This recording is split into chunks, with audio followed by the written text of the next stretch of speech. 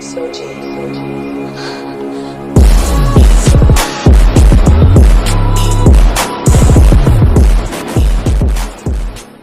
what up everybody, God of Games here, and today I got a new video talking about the new movie that just came out, Venom 2, Let There Be Carnage.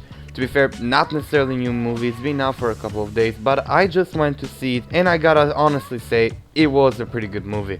Now I'll try to make this review as spoilerless as I can, but there will be some couple of spoilers, but I won't give away the big ending though, so no worries about that.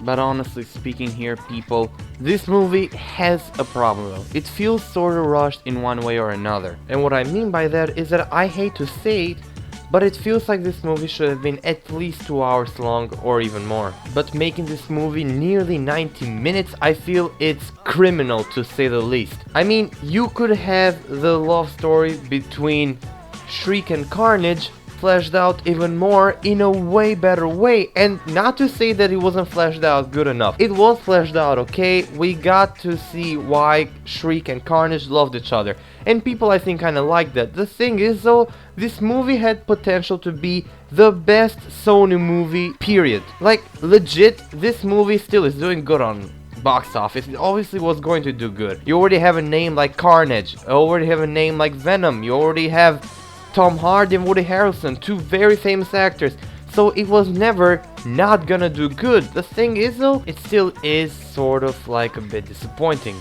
but the rest of the things were done pretty well.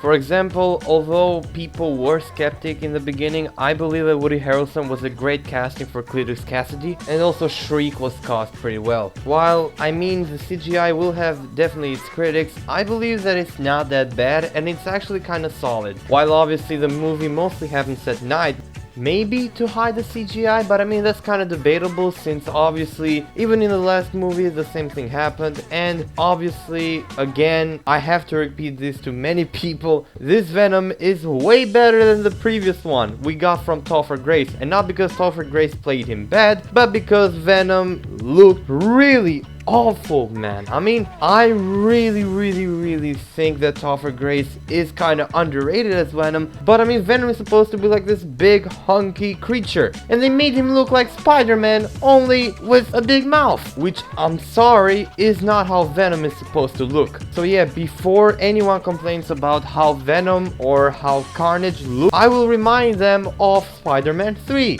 Which is obviously a good movie in retrospective. I mean, not that bad, but man, Venom was done pretty bad there. By the way, speaking of how Carnage looks, I actually liked how Carnage looked. I mean, he was creepy, he was scary, and while we did not get necessarily the Carnage with like the funny dark humor, or the Carnage with like his total sadism, we did get, from like that little short amount of time, we did get a pretty good Carnage, I believe.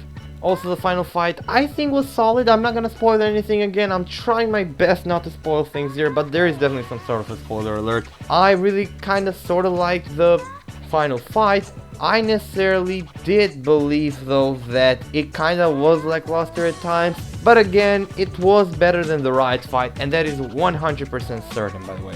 Also, I feel like I need to talk about the after credits scene, but I'm not gonna talk about it at all. Just know that it definitely is one of the reasons why you should see this movie. So the score that I would give it is a 7 out of 10.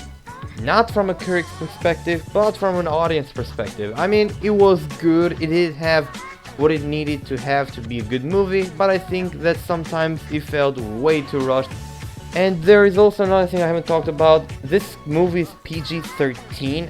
And I would have very much liked for it to be rated R. This movie needed the blood. I mean, you had Carnage, for God's sake. You literally have maybe the bloodiest villain in whole of Spider-Man history. Why didn't we have blood in this movie? It is just beyond me. So the only two critics I have for this movie are the length of the movie and the fact that it wasn't rated R, but it was instead rated PG-13, which still makes no sense to me, because it is literally the second movie that we have that was not rated properly. So yeah, it could have been a 9 out of 10, but it will have to unfortunately be a 7 out of 10 for now. So yeah, everybody, if you enjoyed the video, like and subscribe. God of Games out. Bye.